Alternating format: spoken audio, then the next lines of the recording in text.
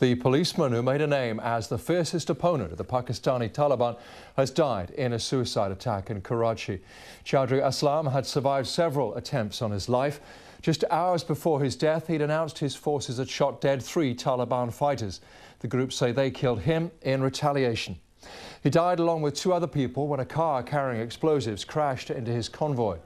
As our correspondent in Islamabad, Ali Maqbool, reports, Chaudhry Aslam's opposition to the Taliban had made him the most famous police officer in the country. Not just against the Pakistani Taliban of late, but against extortionists here in Karachi and against sectarian militants as well.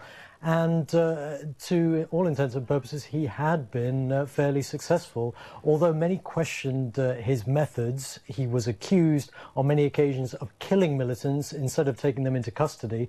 And while publicly he said he'd never carried out any extrajudicial killings, in private he said, well, why should I hand over these people to a judicial system which releases militants a lot of the time? So he was seen as a hero to many who were opposed to the Pakistani Taliban. Here in particular, he'd been playing a part in the arrest and killing of senior members of the Pakistani Taliban here in Karachi. As you say, at 6 o'clock this morning, Pakistani time, he gave a news conference to say that overnight his forces had killed 3 more Pakistani Taliban militants here in Karachi. But a few hours later, a car packed with explosives was rammed into the side of his convoy. And this man, who, as you say, had escaped many attempts on his life in the past, including a huge suicide bombing at the front of his house, which killed 8 people, he has now been killed, and the Taliban undoubtedly will be rejoicing.